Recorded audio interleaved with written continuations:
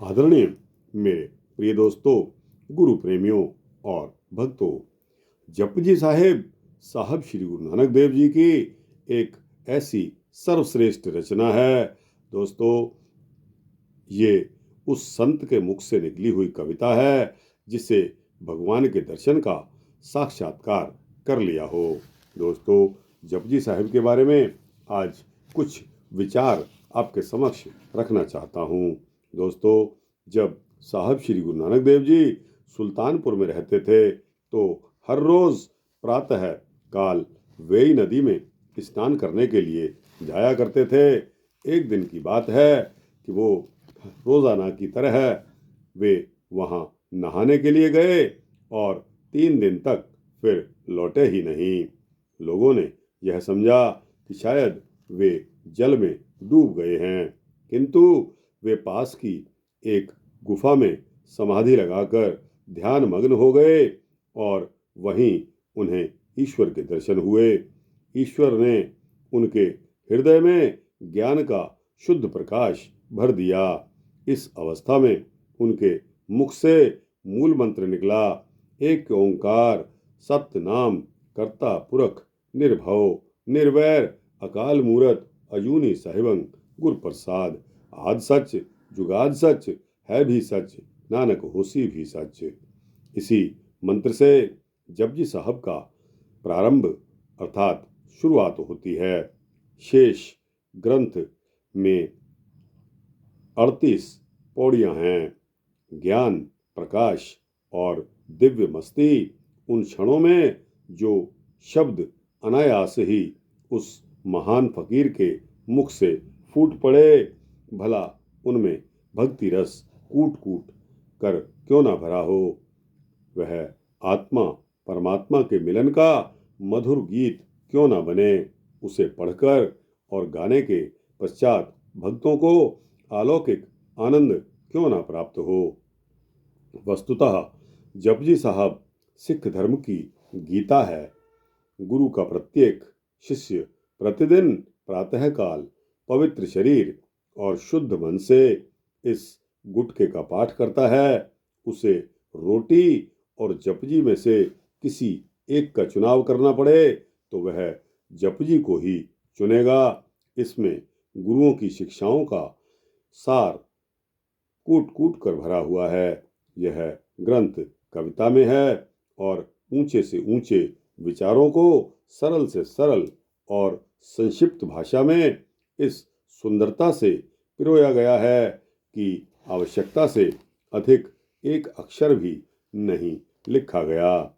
गुरु नानक देव ने अपनी यह रचना अपने परम शिष्य किंतु सिख धर्म के दूसरे गुरु साहब श्री गुरु अंगद देव जी को सौंपी थी। उन्होंने इसे गुरु ग्रंथ साहब में सम्मानित किया। आदि ग्रंथ का आरंभ जपजी के पहले मंत्र से ही होता है। अमृत चखते समय अर्थात सिख धर्म की दीक्षा लेते समय सबसे पहले जपजी साहब का ही पाठ किया जाता है। गुरु गोविंद सिंह साहब ने भी अपने 5 प्यारों को अमृत चखाते समय जपजी साहब का ही पाठ किया और करवाया था। जपजी साहब जैसी ऊंची पुस्तक को समझना और समझाना कोई सरल बात नहीं है। फिर भी इसके अधिकांश पर जनसाधारण की तरह पंजाबी भाषा में उसे जनसाधारण लोग भी बहुत कुछ समझ जाते हैं। थोड़ा समझकर भी प्रतिदिन इसका पाठ करने से भक्तगण धीरे धीरे इसकी गहराइयों तक पहुंचने लग जाते हैं। जपजी के मुख्य 4 भाग हैं। दोस्तों, आरंभिक 7 पद इसमें परमात्मा के गुणों का वर्णन, उसकी प्राप्ति के लिए जीवात्मा को रास्ता बताया गया है। दूसरे भाग में 20 पद हैं। इनमें ईश्वर प्राप्ति के मार्ग में आने वाले पड़ावों यानी कि हाल्ट का वर्णन है और उन स्थानों का भी वर्णन है जिनमें से भक्त को होकर गुजरना पड़ता है।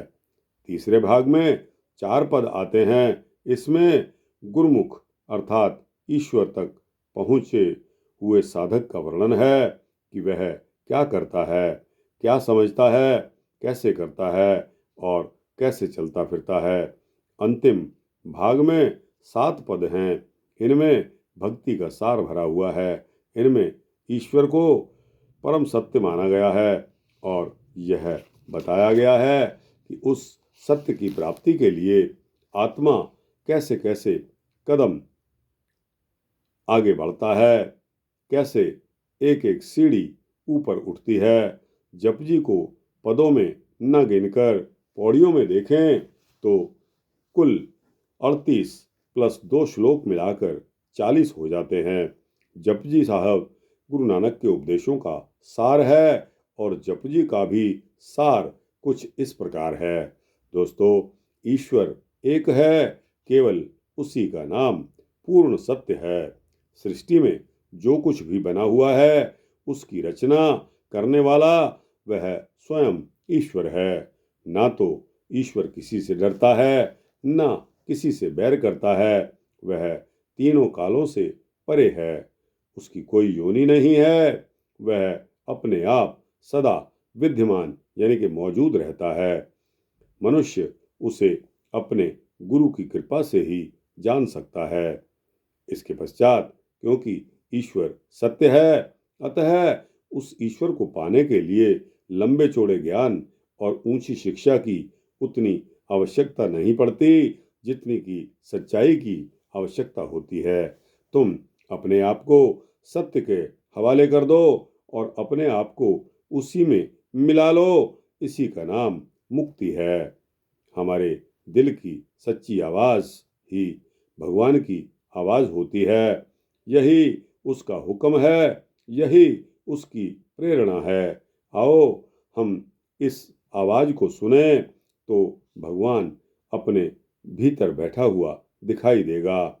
जो कुछ बाहर दिखाई देता है, मनुष्य, पशु, पक्षी, कीड़े मकोड़े, ये सब भी उसी प्रभु के ही रूप हैं। अतः उनसे भी हमें प्रेम करना चाहिए। दोस्तों, इसके पश्चात भगवान के हुक्म और कृपा से ही सारे काम होते हैं। अतः सभी कामों को छोड़कर उसकी कृपा को प्राप्त करें। उससे बड़ा दानी और कृपालु कोई नहीं है। उसकी कृपा को पाने का और कोई रास्ता नहीं सिवाय इसके कि हम किसी सच्चे गुरु के चरणों में जाएं। वही हमें सच्चा मार्ग दिखाएगा। इसके उसी के उपदेशों पर चलकर हमारे सब दुख और दोष दूर हो जाएंगे और हमें सच्चे ज्ञान की प्राप्ति होगी। दोस्तों, गुरु भगवान की तरफ हमारी दिलचस्पी पैदा करता है। वह दुनिया के साथ हमारे झूठे संबंधों को तोड़कर सच्चे संबंधों को बनवाता है। अर्थात जब तक शरीर है तभी तक संसार की वस्तुओं की उसे आवश्यकता पड़ती है। शरीर छूटने पर संसार भी छूट जाता है। हमारा जो संबंध कभी नहीं छूटता वह है आत्मा और परमात्मा का संबंध। गुरु हमारी नज़र को चाहिए कि औरों से हटाकर अंदर की तरफ मोड़ देता है।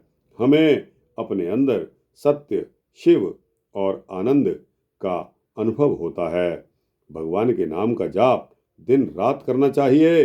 वह हमें बुरे रास्ते से बचाते हैं, सही रास्ते की ओर ले जाते हैं।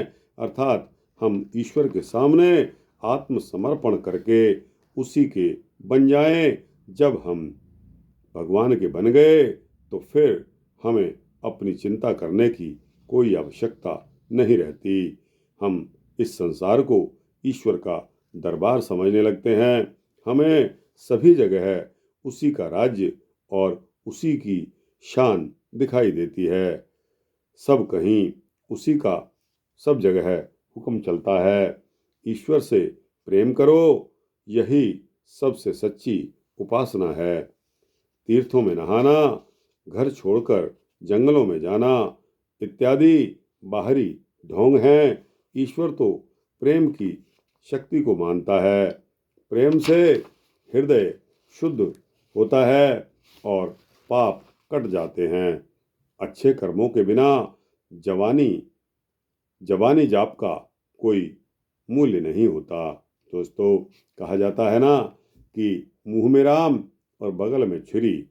कर्म हमारे अच्छे नहीं हैं तो अच्छे कर्मों के बिना हमारी ज़बानी जाप मुंह में राम राम राम राम करते रहें और सोचते रहें कि मैं किस तरह दूसरे को लूट कर अपना सामान बना लूं, तो यह अच्छे कर्मों के बिना ज़बानी जाप का कोई मूल्य नहीं है। ईश्वर इतना महान है कि हम उसके सभी गुणों को कभी भी नहीं जान सकते।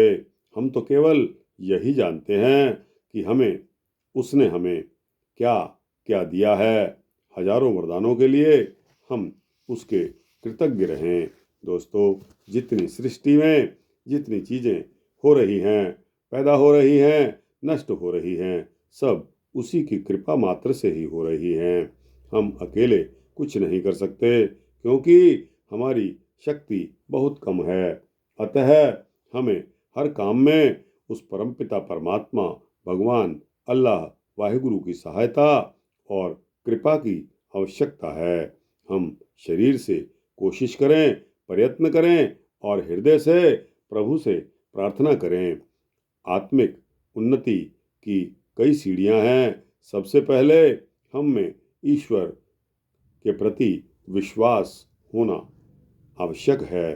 फिर हमें केवल ईश्वर ही सत्य और सुंदर दिखाई देता है और संसार उसकी झूठी परछाई दिखाई देता है। अंत में हमें सत्य के दर्शन होते हैं और उसी सत्य में हम भी लीन हो जाते हैं। अंत में अंतर्यामी पुरख विधाते श्रद्धा मन की पूरे, नानक दास यह सुख मांगे मोख कर संतन की धूरे। नानक जी भगवान से दो ही भिक्षाएं मांगते हैं। क्या मांगते हैं कि हे प्रभु, मुझे सच्ची श्रद्धा और सच्चा प्रेम दे दीजिए और दिव्य संतों का संग दे दीजिए, जिनकी कृपा से मेरे जीवन का अंधकार मिट जाए और मेरा हृदय प्रकाश से भर जाए। तो दोस्तों, यह मैंने आपको जपजी साहिब का सार क्या है वह बताया। दोस्तों, बहुत ही सुंदर शब्दों में श्री जगत राम आर्य की यह पुस्तक है, जिन्होंने साहब श्री गुरु नानक देव जी के बारे में यह पुस्तक लिखी है। दिव्य पुरुष गुरु नानक देव, रिटन बाई जगत राम आर्य। तो दोस्तों, आपको यह वृत्तांत कैसा लगा? अच्छा लगा हो तो इसको लाइक और शेयर करते हुए दोस्तों, भक्तों, मित्रों, जिज्ञासुओं तक भेजना। कमेंट सेक्शन में अपनी राय अवश्य देना और दोस्तों, इस चैनल को सब्सक्राइब कर देंगे तो आपको इसी तरह के सूक्ष्म भक्ति वृत्तांत मिलते रहेंगे। वाहिगुरु जी का खालसा, वाहिगुरु जी की फतेह।